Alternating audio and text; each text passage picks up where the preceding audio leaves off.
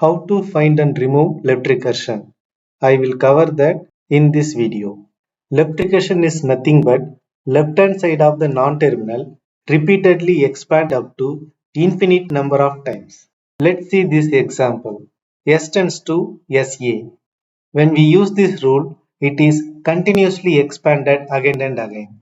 The reason is the first element is always equal to the left hand side of the production. Such a situation is called recursion. It can be categorized into three types.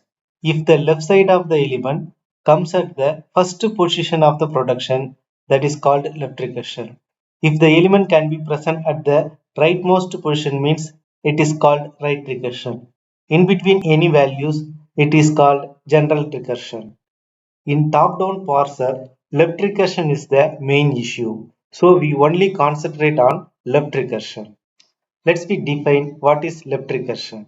If this non-terminal is equal to the first element, means that is called left recursion. If a grammar containing any one of the left recursive production, means that grammar is called left recursive grammar. And the left recursion can be categorized into direct left recursion and indirect left recursion. For this case, we can easily identify these two elements are similar. But in this case, A can be expanded into B, B can be expanded into C, C again expanded into A. So A can be repeated after some stages. So if we apply this rule, the same parse tree can be expanded again and again. So left recursion is an issue that should be avoided before doing the top-down parser problem. In our syllabus, we are only focused the direct left recursion. This kind of grammar commonly written like this. So the same symbol can be repeated again. So when you encounter this kind of production, we should apply this rule to avoid the left recursion. Let's see one example. This line having the left recursion. We should apply this formula for this production only. I rewrite this rule separately and identify what is A, alpha and beta in this production. Here L is repeated again, so A is L. Alpha is nothing but after the A, any number of elements can be treated as alpha. So after L, comma and S is there and beta is capital S. So apply this formula.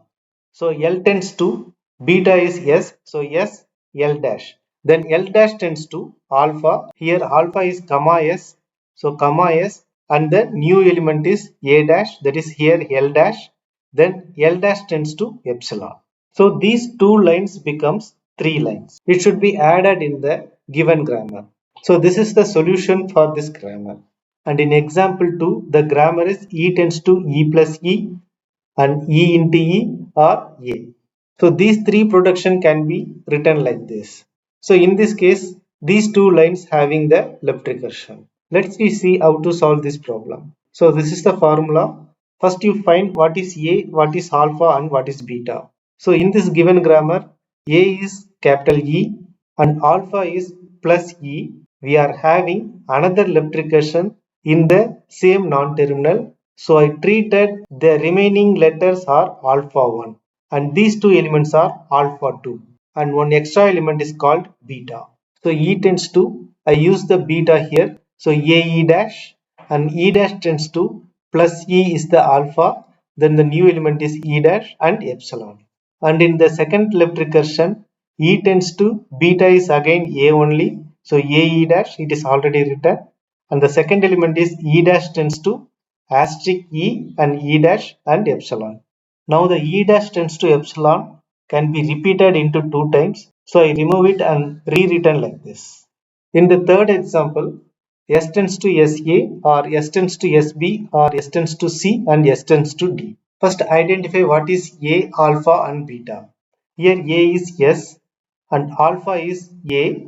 There are another left recursion is there. So I write this alpha is as alpha 1 and this one is alpha 2 and this one is beta. So another extra element is there. So I treated this one is beta 1 and this one is beta 2. Now I take first and third production, that is alpha 1 and beta 1, and apply this rule. So S tends to C S dash, the new element S dash tends to Now alpha is A, so A S dash or epsilon.